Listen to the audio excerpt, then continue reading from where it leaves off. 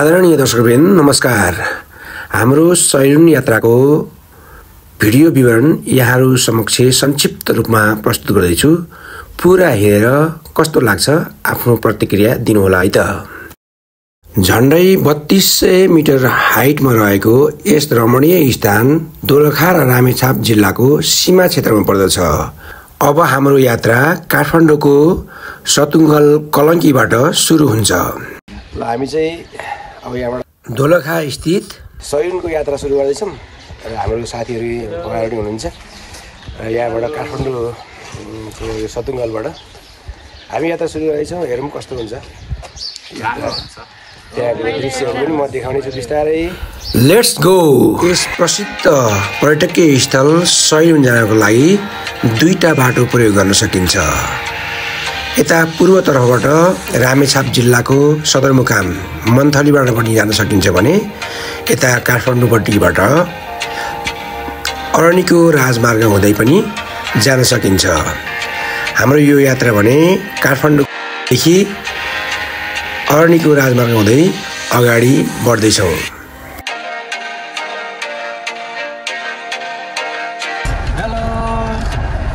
हामी चाहिँ सैरुन गएछौँ। अहिलेसम्म होटेलको बन्दोबस्त नगरेर अलिक टेन्सन भएको छ। अरू सबै ठिक छ।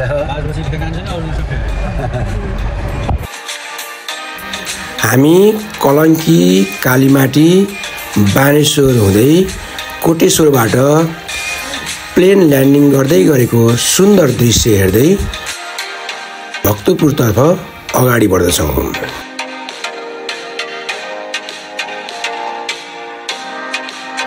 साँगा कटेर बनेपा छेउमा रहेको मामाज क्याफेमा हामी बिहानको नास्ता गर्छौँ र त्यहाँबाट बनेपा हुँदै अगाडि बढ्दछौँ।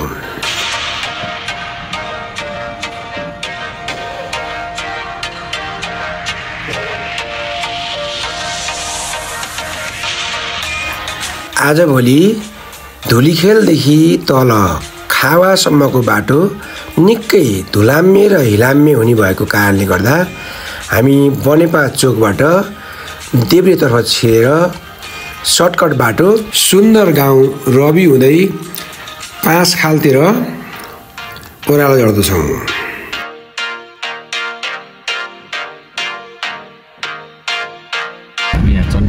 चण्डेश्वरी गेटमा आइपुग्यो। त्यो अगाडि देखिएको ठुलो मन्दिर बनेपाको प्रसिद्ध चण्डेश्वरी मन्दिर हो।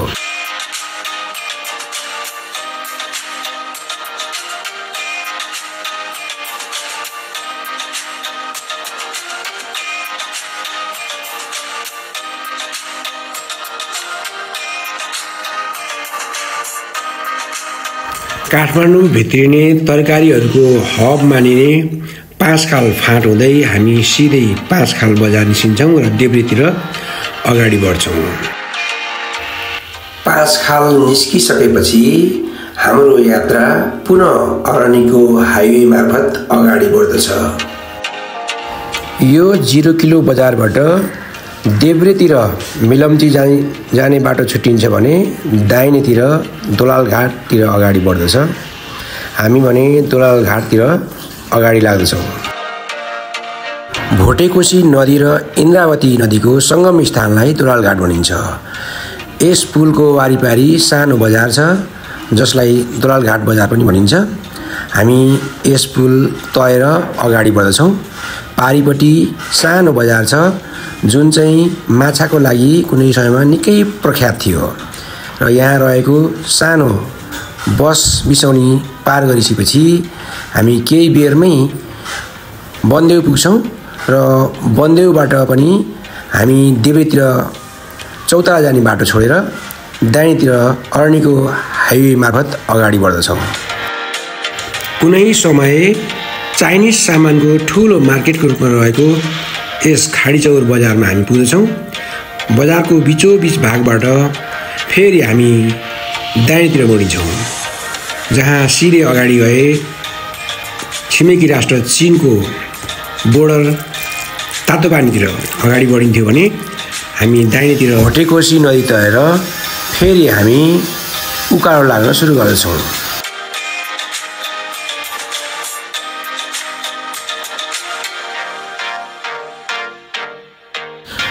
करिब 25-26 किलोमिटर उकालै उकालो चढिसके पछाडि एक सुन्दर सानो बजार आउँछ जसलाई मुडे भनिन्छ। अन्तभन्दा यहाँको हावापानी सदैव चिसो रहने गर्दछ, त्यसैले प्राय यात्रुहरूले यहाँ खाना खाने पनि गर्दछन्। यो बजार आलु, छुर्पी, खैढुङ्गाबाट बनेको विभिन्न सिलौटहरू र स्थानीय तरकारीहरूको लागि निकै फेमस पनि मानिन्छ।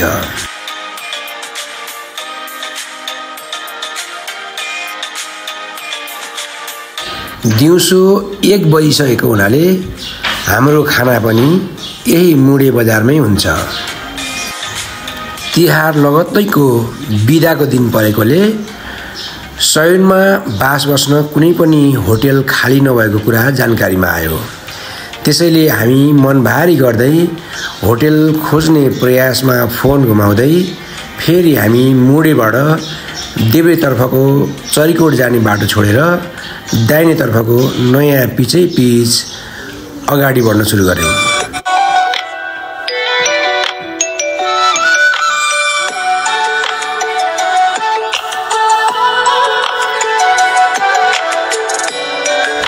नयाँ बाटो, नयाँ गाउँ बस्ती, नयाँ यात्रा र सुन्दर जङ्गलको दृश्यावलोकन गर्दै सबै साथीहरू अगाडि बढिरहेका छौँ।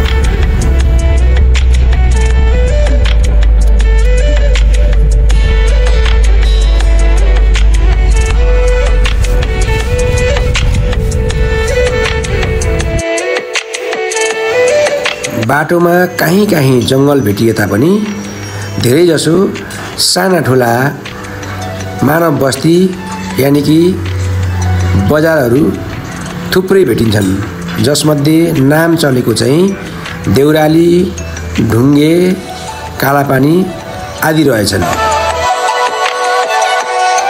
देउराली बजार कटिसकेपछि सुरु भयो कच्ची बाटो।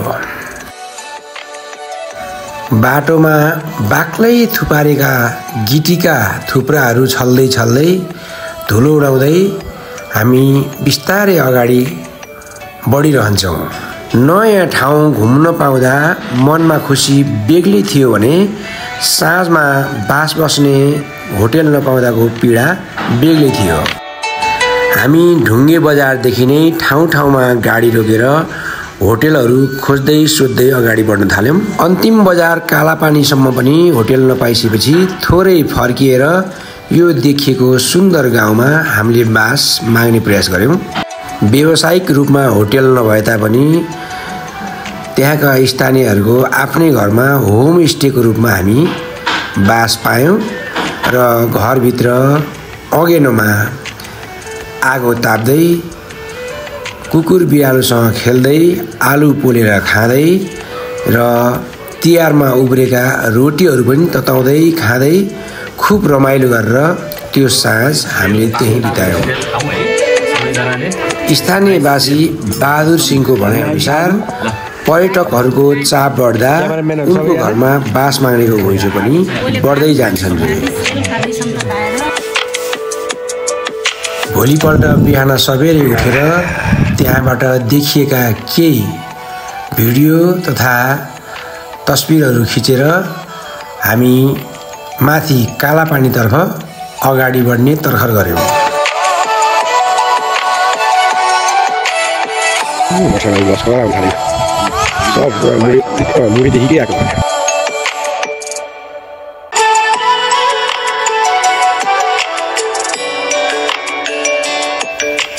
सँगै गएका केही साथीहरूले बिहान उठ्न केही ढिला गरेको हुँदा हाम्रो शयनको माथि टुप्पामा गएर सनराइज हेर्ने सपना भने पुरा हुन सकेन र एक स्टेप तल कालापानी बजारको एक भ्यू पोइन्टबाट नै हामीले सनराइज हेर्ने निधो गर्यौं।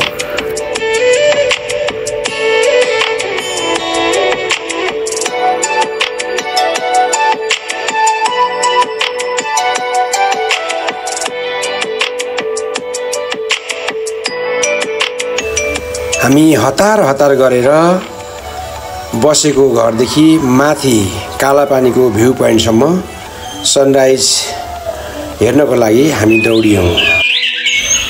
वाउ, छैन त सुन्दर? यहाँबाट देखिएको सनराइज कति रमणीय, कति सुन्दर छ है। यहाँबाट देखिने सुन्दर हिमालका दृश्यहरू र बुद्धको मूर्तिको फोटोहरू खिचेर हामी बिस्तारै सैलुनतर्फ अगाडि बढ्छौँ। यहाँको बिहानी पखको मौसम भने निकै चिसो छ। मोटरसाइकल बाटोको अन्त्य हुँदैछ। अब यहाँबाट चाहिँ हामी ट्रेकिङ, सबैजना ट्रेकिङ हिँड्नुपर्छ पैदल यात्रा। अब यहाँ पहिला आउने मान्छेहरू भन्नुहुन्छ 2 घन्टा 3 वर्ष निस्केछ। हेरौँ कस्तो छ। कहाँ दुख्छ अहिले हिँड्नुपर्छ मजाले। ल यहाँबाट चाहिँ इन्ट्रेस्ट पाइन्छ। अब यहाँबाट सिडीहरू सुरु भयो।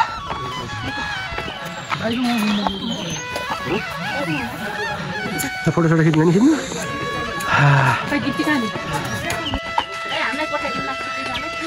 मेरो ब्याट्री नभएर के समस्या भएको छ कि 8% आयो। अब होइन, मैले युट्युबमा हाल्छु होला, अनि वाट्सएपमा अथवा केमा हालिदिन्छु। नभए मेरो त्यो लिङ्क पनि दिइरहेको छु नि हजुरलाई, हेर्न नि मिल्छ 2-4 दिनमा। ल हामी चाहिँ स्वयं महादेवको दर्शन गरेर उकालो सुरु गऱ्यौँ है सबैजना। यहाँको एउटा पहिलो विशेष भनेको नेपालको ग्रेट वाल रहेछ। चाइनाको ग्रेट वाल छुट्टै छ भने नेपालको ग्रेट वाल चाहिँ यो निकै लामो रहेछ। एउटा माथिसम्म छ। विश्वकै लामो पर्खाल चाइनाको ग्रेट वाल शैलीमै बनाइएको यहाँको यस खुड्किलो यानि कि पर्खाल भने अहिलेको आकर्षणको बिन्दु बन्दै गएको रहेछ।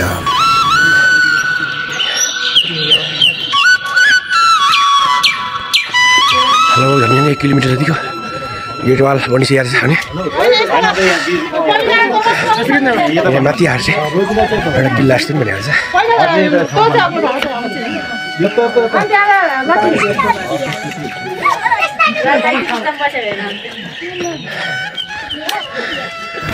कालापानी बजारको माथिल्लो भाग यानि कि गाडी आउने अन्तिम बिन्दुबाट सुरु हुने यस पर्खाल झन्डै 1 किलोमिटरको लम्बाइमा रहेछ। यो पर्खाल अझै निर्माणाधीन अवस्थामै रहेकोले यसको लम्बाइ भने अझै बढ्न सक्ने अनुमान गर्न सकिन्छ।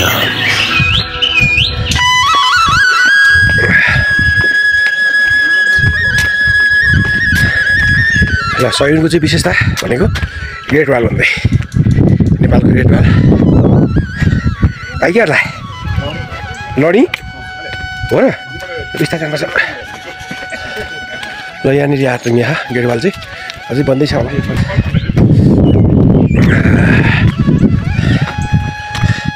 झन् 1 किलोमिटर जति छ है ग्रेट वाल।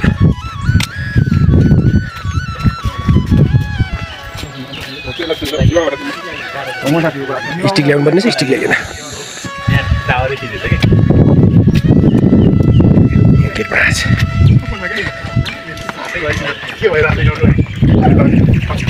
ल यहाँबाट चाहिँ ग्रेट वाल सकियो र अब पुरानो बाटो सुरु हुन्छ। ढुङ्गा छापेको बाटो। यतिखेर ग्रेट वाल सकिएको छ। अब हामी सुरु हुन्छ यस्तो बाटो। आधाउडी बाटो आएपछि एकतिर महादेव गुफा जाने बाटो अनि एकतिर चाहिँ सैलुन। यहाँ बिचमा डाँफे ढुङ्गा भन्ने रहेछ। यो डाँफे आकारको ढुङ्गाबाट डाँफे ढुङ्गा भनेको। पैदल यात्राको अधिकांश बाटो जङ्गल हुँदै अगाडि बढ्दछ। ठाउँ ठाउँमा पर्यटकीय तथा धार्मिक स्थलहरू छुट्टिने बाटाहरू पनि छन्, जहाँ चाहिँ सूचना पाटी यानि कि एरो बोर्ड राखिएको छ, जसले गर्दा नयाँ आगन्तुकहरूलाई निकै सहज हुने गर्दछ।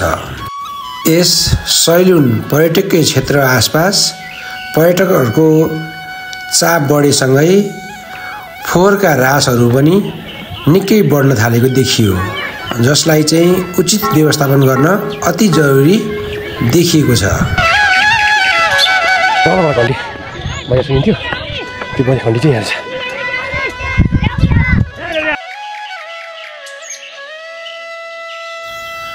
गाडीबाट ओर्लिएर झन्डै 1 घन्टाको पैदल यात्रा पश्चात सुरु हुन्छ सुन्दर पर्यटकीय क्षेत्र सैलुन।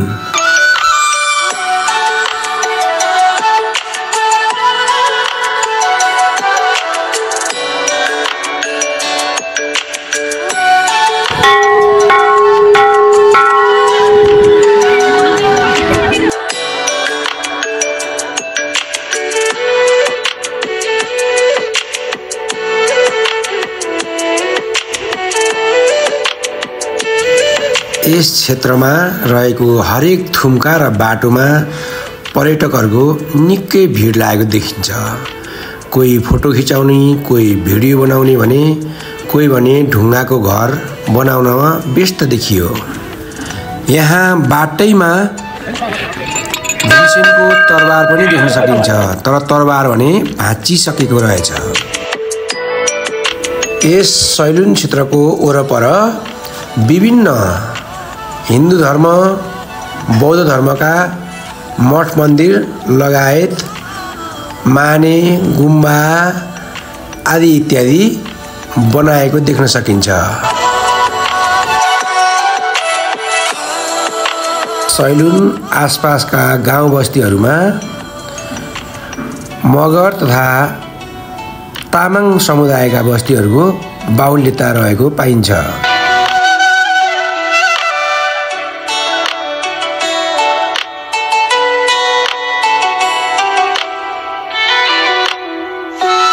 बर्खायाममा भने यहाँ चौरीको गोठ सारेर ल्याउने पनि गरिन्छ रे।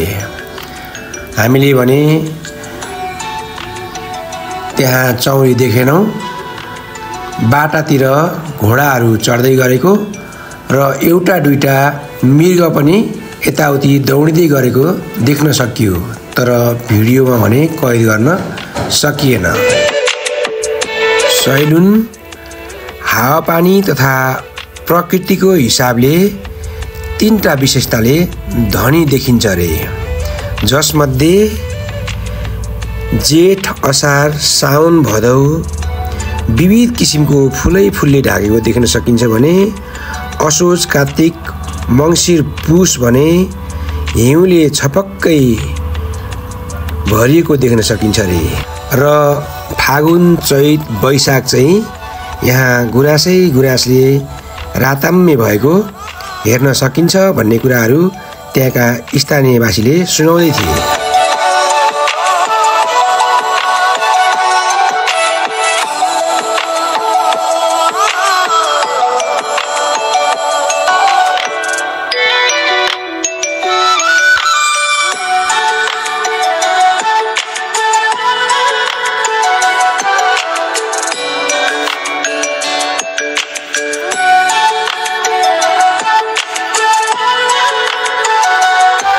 आकाश खुलेको बेला यहाँबाट निकै सुन्दर हिम श्रृङ्खलाहरू पनि देखिँदो रहेछ।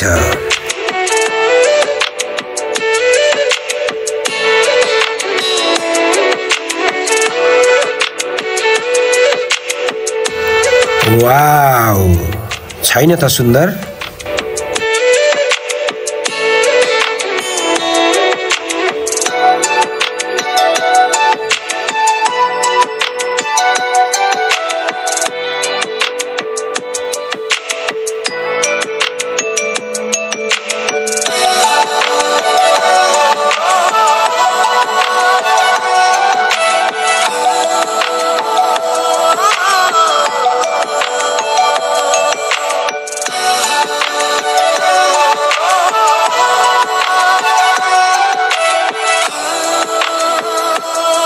सैलुन क्षेत्रकै सबैभन्दा उच्च भागमा मन्दिर, विभिन्न मानेहरू,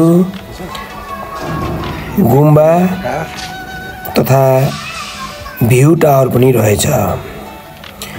अब आउनुहोस्, यहाँ रहेको भ्यू टावरको माथिबाट कस्तो दृश्य देखिन्छ चढेर हेरौँ है त।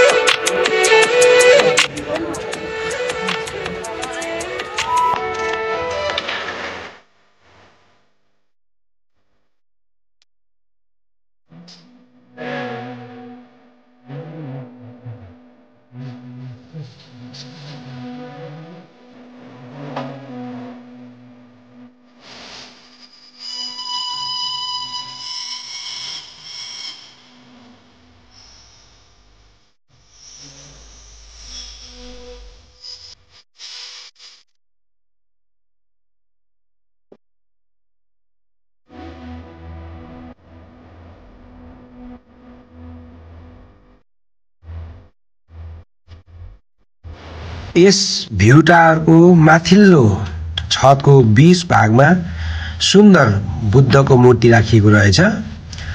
मूर्तिको चारैतिर घुमेर परसम्मको सुन्दर दृश्यहरू पनि हेर्न देख्न सकिँदो रहेछ।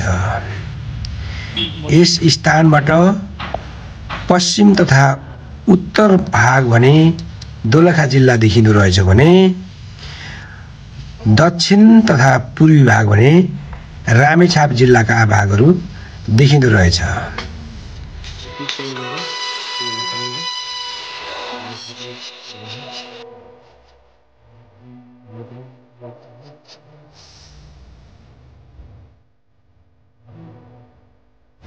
यस सैलुङ क्षेत्रलाई आफ्नै जिल्लामा पर्दछ भनेर दोलखा जिल्लावासी र रामेछाप जिल्लावासीहरूको बीचमा बेला बेलामा विवाद पर्ने गरेको छ भन्ने कुरा पनि सुन्नमा आएको छ।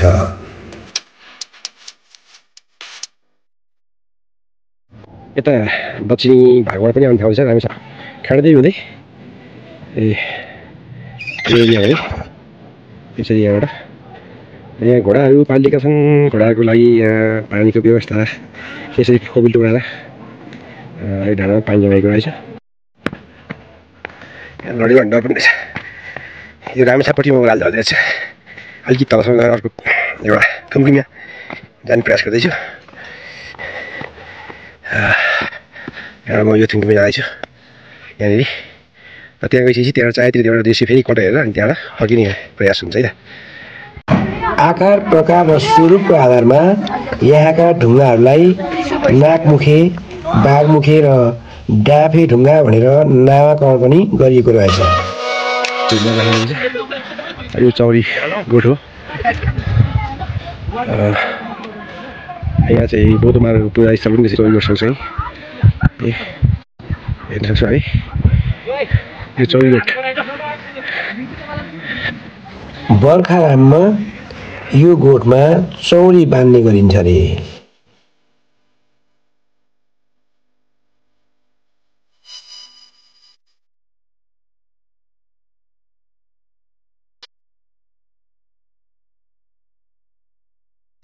म भने यहाँको प्राकृतिक छटाहरू दृश्यावलोकन गर्दै र यहाँ आएका पर्यटकहरूको नाचगान, नृत्य, अभिनय लगायत विभिन्न किसिमको हावाहरू निहाल्दै एक राउन्ड घुम्ने प्रयास गरिरहेको छु।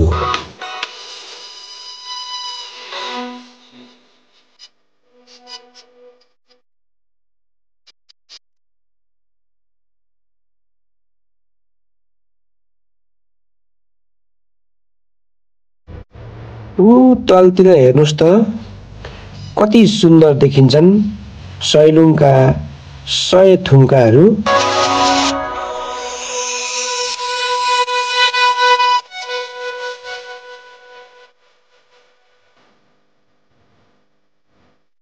डाँडामा चाहिँ अघि खाल्डो ठाउँ भएर त्यसलाई चाहिँ पृथ्वीको नाइट भनिएको छ।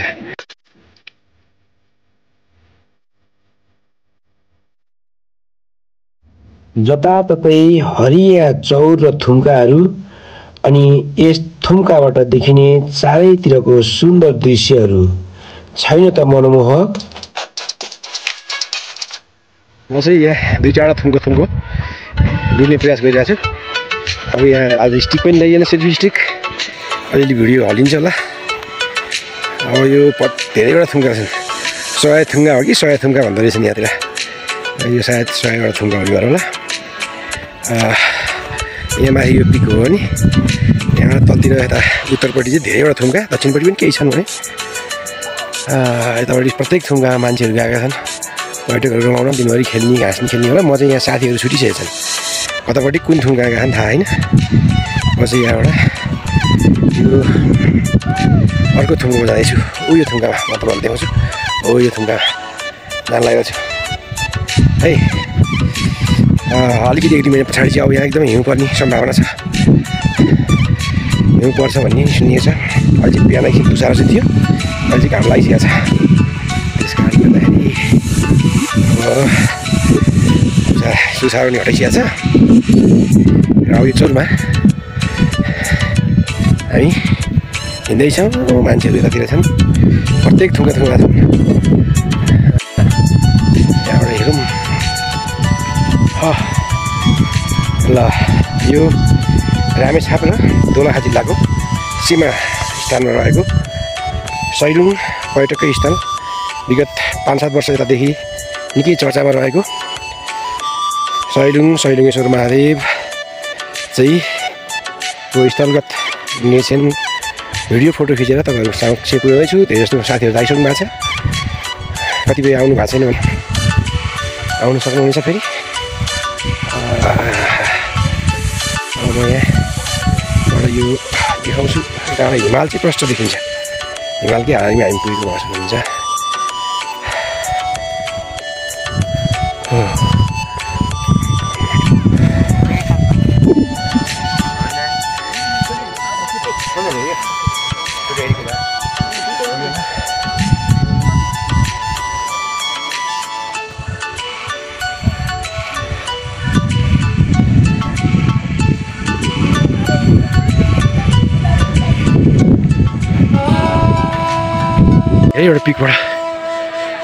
मैले धेरैवटा पिकबाट चाहिँ धेरै थुङ्गाहरूबाट एक राउन्ड घुम्ने प्रयास गरेको छु।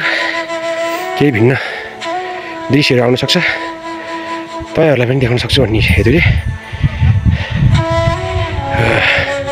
यो तल देखिएको घरहरू चाहिँ कालापानी हो। त्यहाँसम्म गाडी आउँछ उताबाट मोडीबाट, अनि त्यहाँबाट करिब 1 घन्टासम्म घन्टा हिँडिसकेपछि हामी यो स्थानमा आइपुग्छौँ। यहाँबाट चाहिँ केही दृश्यहरू देखाउन गएको छु। बादल आइसकेको छ।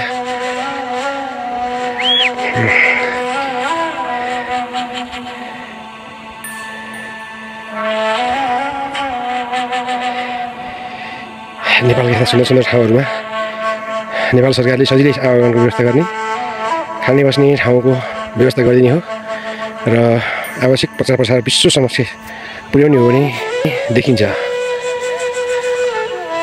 र यो ठ्याक्कै यो खाल्डो चाहिँ यहाँनिर भएको खाल्डो चाहिँ पृथ्वीको नाइटो भनिन्छ भनेको छ। त्यो एउटा बोर्ड पनि छ, मैले अघि देखाइसकेँ।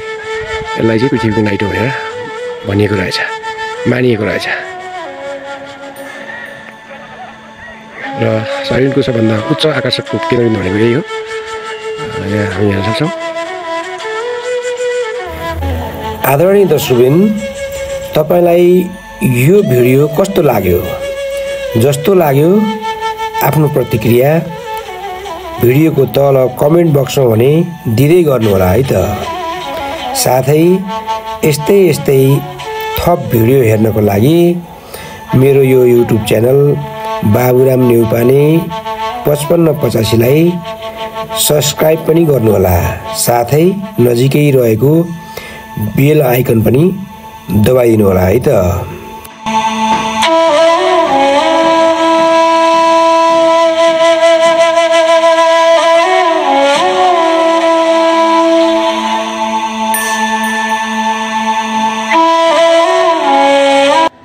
यस्तो किसिमको झारमा यस्तो राता दानाहरू पनि फलाइछन्। यो के हो, विष लाग्न सक्छ।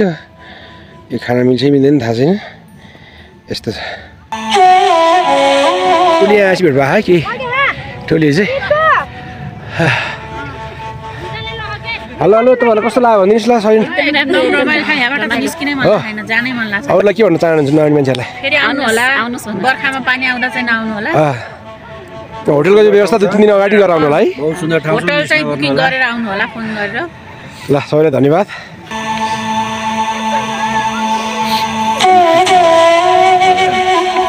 हाम्रो चाहिँ आजको सैलुङ यात्रा सकेर अब फर्किँदैछौँ। महादेव गुफा जाँदैछौँ हामी। अब तल अलिक तल आउँदाखेरि नहेरिकन आयौँ।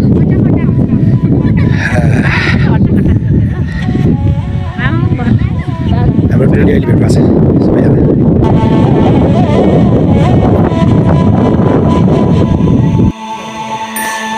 महादेव गुफा आइसक्यो हामी। पहरबाट खिच्नुपर्ने रहेछ यो गुफा।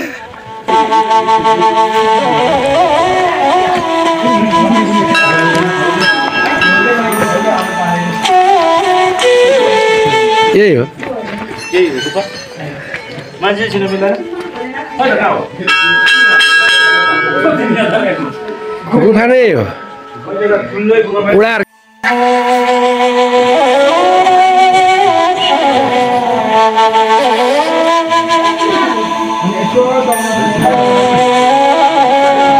गुफा उडार हेरेर आएको बाटो हराएर यहाँ मान्छेहरू सबैजना बहुत परेसानीमा परे आउँ आपतकालीन अवस्था छ जङ्गलै जङ्गल मृग हिँड्ने जङ्गल होला बाटो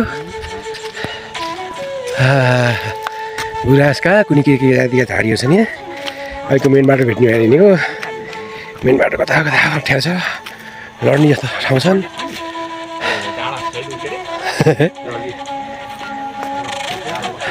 अब अर्को भिडियोमा भेट्ने बाचाको साथ यो भिडियोबाट बिदा हुन चाहन्छु। हस्त नमस्ते।